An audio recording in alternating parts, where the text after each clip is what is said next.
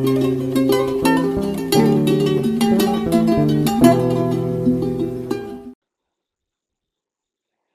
YouTube world, welcome back to another video. तो आज का जो हमारा टॉपिक रहने वाला है वो इंटरव्यू प्रेप क्वेश्चन के ऊपर है। बेसिकली आज हमें दो क्वेश्चन देखने हैं। दो क्यों देखने हैं? क्योंकि अभी फ्लडेड हो चुका है लिंक्डइन बहुत ज़्यादा ढेर सारे क्वेश्चनों से। लिंक्डइन से हम बहुत सारे क्वेश्चन उठा रहे हैं। रिसेंटली ये एक महिलाएं हैं, उनका ये इंटरव्यू एक्सपीरियंस रहा है जहाँ पे उनको पर्पस ऑफ वॉलेटाइल कीवर्ड पूछा गया है। वॉलेटाइल कीवर्ड के बारे में जानते हो? हाँ, जानती हूँ। उसके बाद वो क्या काम करता है, ठीक है। इसके वॉलेटाइल कीवर्ड जो है ये हमारा थ्रेड से रिलेटेड होता है, तो हमने अभी तक ये भी देखा है कि थ्रेड के रिलेटेड क्वेश्चन बहुत ज़्यादा पूछे जा रहे हैं। दूसरा ये क्वेश्चन पूछा गया है कि अगर तुम्हें फेच करना है मिलियंस ऑफ रिकॉर्ड्स, ठीक है, एक टेबल है तुम्हारी जिसमें मिलियंस ऑफ रिकॉर्ड्स प्रेजेंट हैं, पेजिनेशन के अलावा और क्या टेक्निक्स हैं जिसके अलावा तुम ये कर सकते हो? वैसे मोस्ट ऑफ द कैंडिडेट्स का पहला आंसर यही रहता है कि भाई हम पेजिनेशन लगा लेंगे, ठीक है। अगर तुमको पेजिनेशन नहीं पता है तो वो भी बताऊंगा, और उसके अलावा दूसरी टेक्निक्स भी बताऊंगा कैसे करना है, ठीक है। पर्पस ऑफ वॉलेटाइल कीवर्ड जान लो पहले। तो पर्पस ऑफ वॉलेटाइल कीवर्ड ये होता है ना कि ये करता क्या है, ये थ्रेड्स में काम कर रहा है, इतना मैंने तुम्हें बता दिया है। तो करता क्या है ये क्या करता है? अगर तुमने किसी वेरिएबल को वॉलेटाइल बनाया हुआ है, पहले तो बनाते कैसे हैं, तो लिखोगे वॉलेटाइल, VOLATILE, ठीक है, इंट काउंट, COUNT, ठीक है। इसकी वैल्यू इनिशियलाइज करिए तुमने 1। तो अब जब ये कोई भी थ्रेड इसकी वैल्यू काउंट को इंक्रीज करता है या डिक्रीज करता है, ठीक है, तो वॉलेटाइल का काम क्या होगा? ये देखेगा कि जो भी चेंज कराया गया है किसी थ्रेड के द्वारा वो इमीडिएटली दूसरे थ्रेड को विजिबल हो जाए। लेट सपोज ये T1 है मेरा, ये मेरा T2 है, ठीक है। थ्रेड 1, थ्रेड 2, थ्रेड 1 ने इसकी वैल्यू को अपडेट कर दिया 2, तो ये इमीडिएटली T2 को भी विजिबल हो जाए, तो T2 भी इसको 2 ही देखेगा, 1 नहीं देखेगा।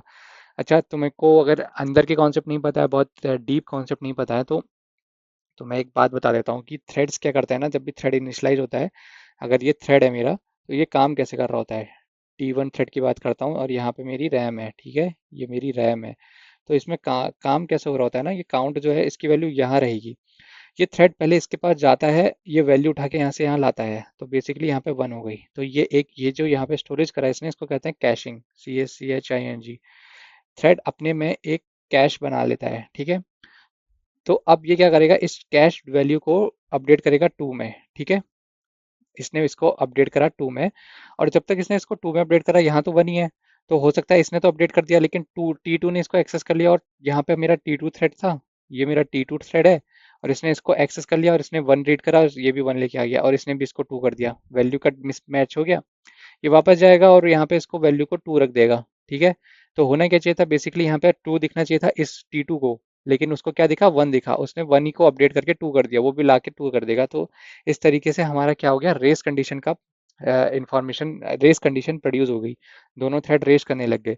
तो ये जो वॉलेटाइल कीवर्ड है, इसने क्या करा, इसने ये जो कैशिंग मैं बता रहा हूँ तुमको, ये जो कैश करी यहाँ पे वैल्यूज, इनको हटा देता है। ये थ्रेड को कैश करने नहीं देता है, ठीक है। इसलिए जैसे ही इसने T1 ने अपडेट करा, T2 को वो डायरेक्टली विजिबल होता है, ठीक है। और ऑटोमेटिसिटी जो होती है, डज नॉट, मतलब कोई भी कंपाउंड मूवमेंट जो होता है, जैसे काउंट प्लस प्लस करूंगा तो उस चीज को एटोमिसिटी में नहीं डालता है, ठीक है। तो ये काम होता है वॉलेटाइल का, ठीक है। ये क्या करता है, उसको थ्रेड्स की वैल्यूज को जो भी रहता है उसको अपडेट करता है और उसको डायरेक्टली विजिबल कराता है।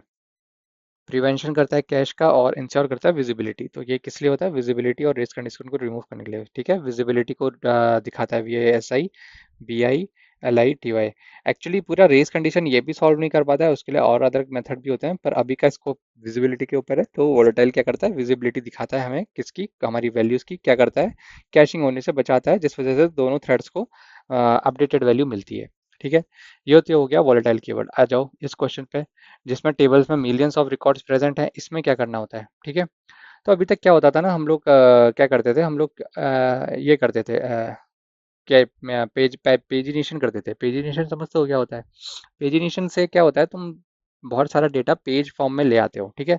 कैसे लेके आता हो, तुम मिलियंस ऑफ रिकॉर्ड अवॉइड करते हो एक ही टाइम पे लोड करने पे, और यूजर एक्सपीरियंस को ज़्यादा बेटर बनाते हो, मेमोरी इफिशिएंट हो जाती है। जैसे कि अगर मैं यहाँ पे इसको एसक्यूएल क्वेरी से समझाऊं, तो हम कैसा लिखते हैं, सेलेक्ट लिखते हैं, SELECT, select all from, let suppose employ मेरी कोई टेबल है, ठीक है, EMP टेबल है मेरी, वहां से मैं ले रहा हूँ, क्या कर रहा हूँ, ऑर्डर कर रहा हूँ, ORDER, ऑर्डर बाय, क्या कर रहा हूँ, ऑर्डर बाय आईडी से मैंने इसको ऑर्डर कर दिया, और मैं क्या कर रहा हूँ, limit LIMIT, limit 50 offset, OFF offset 100।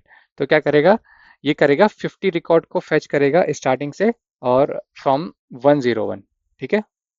आगे के 100 रिकॉर्डों को छोड़ देगा, 101 से आगे के 50 रिकॉर्ड्स फेच करके देगा, मतलब कि 101 से वन 151 रिकॉर्ड ये बनेंगे 50 रिकॉर्ड्स, तो ये 101 से 150 तक मेरे को ला के देगा। तो मैंने इसमें क्या करा, पेजिनेशन कर दिया, ठीक है। तो ऑफसेट पेजिनेशन के टाइप्स क्या होते हैं पहले वो भी समझ लो, ठीक है। पेजिनेशन के कितने टाइप होते हैं, ठीक है। तो एक होता है ऑफसेट बेस्ड, जो हमने लगाया है यहाँ पे, ऑफसेट बेस्ड, ये जो ऊपर लगाया हमने, ठीक है।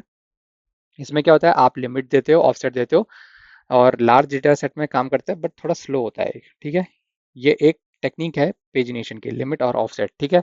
एक होता है कर्सर बेस, जिसमें आप यूनिक की, अब आ गए हम उस क्वेश्चन में, पेजिनेशन में इसको हटा करके और क्या कर सकते हैं, तो अब इसमें आते हैं, ठीक है।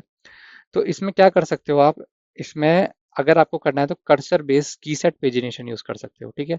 लिमिट कर सकते हो, जैसे कि ऑफसेट यूज करने की जगह कर्सर यूज कर लो, ठीक है। उस तरीके से काम करेगा और मच फास्टर रिजल्ट ये प्रोवाइड करके देता है आपको, ठीक है।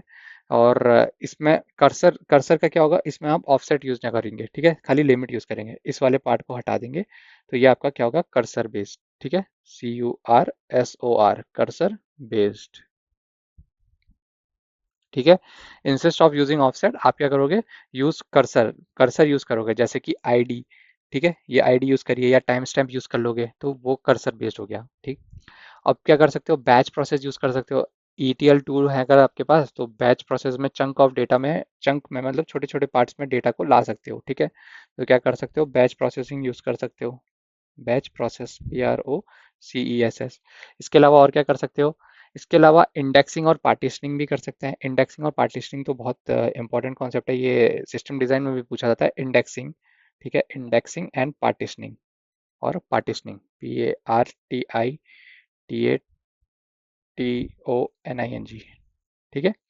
ये करवा सकते हैं। इससे क्या होता है, प्रॉपर इंडेक्स बनेगा और फिल्टर होगा किसमें, सॉर्टेड कॉलम्स में। और टेबल पार्टीशन क्या करता है, स्प्लिट करता है डेटा लॉजिक को। जैसे कि अगर पार्टीशनिंग में क्या होगा कि किस डेट का डेटा, जैसे लेट सपोज कल 5 तारीख थी, तो 5 तारीख का डेटा एक पार्टीशन में आ जाएगा, 6 तारीख का डेटा एक उसमें आ जाएगा। अगर लेट सपोज आप रीजन वाइज कुछ करते हो, ठीक है, आप करते हो मुंबई में, आप क्या हो गए, मुंबई मुंबई का डेटा एक तरफ को रख दो, बैंगलोर का एक तरफ को रख दो, दिल्ली का एक तरफ को रख दो, तो इस तरीके से पार्टीशन होता है, उसमें फिर इंडेक्सिंग हो जाती है, ठीक है। एक तरीका ये होता है। और क्या कर सकते हैं हम, कैशिंग, तो देखो इन सारी चीज़ों का सॉल्यूशन होता ही है, ठीक है। कैश करवा सकते हो, कैश करवा सकते हो, CACHING, कैशिंग लेयर, लेयर कह सकते हो उसको, ठीक है। SQL में जा रहे हैं तो कैशिंग की लेयर लगवा दो, क्या होगा कि अगर रिसेंट डेटा है रिड्यूस करेगा DB में, बार बार वापस नहीं जाएगा, जो कैश में है उसे उठा के ले आएगा, ठीक है। और एसिंक्रोनस बैकग्राउंड जॉब भी कर सकते हो, लेकिन उसमें तुम थोड़ा फंस जाओगे, रीजन बिंग वो आंसर दे सकते हो एसिंक का, ठीक है, async, asynchronous, ACHRRONOUS, asynchronous background jobs का। लेकिन मैं बोलूँगा इसको अवॉइड करना, इस सॉल्यूशन को देना, क्योंकि ये थोड़ा टफ सॉल्यूशन है और इसमें तुम्हें थोड़ा कोड भी करना पड़ेगा, और इसमें वो क्वेश्चनिंग शुरू कर देगा अपनी, ठीक है। तो इस तरीके से तुम करवा सकते हो, और ये पेजिनेशन के अलावा की सेट पेजिनेशन यूज कर सकते हो, इस तरीके से सॉल्यूशन दे सकते हो, ठीक है। तो ये था आज का वीडियो। वीडियो पसंद आएगा तो लाइक से सब्सक्राइब जरूर करना, अपने दोस्तों के साथ साझा जरूर करना। मिले कोई क्वेश्चन होगा तो कमेंट सेक्शन में आके जरूर बताना। अगली वीडियो में मिलेंगे।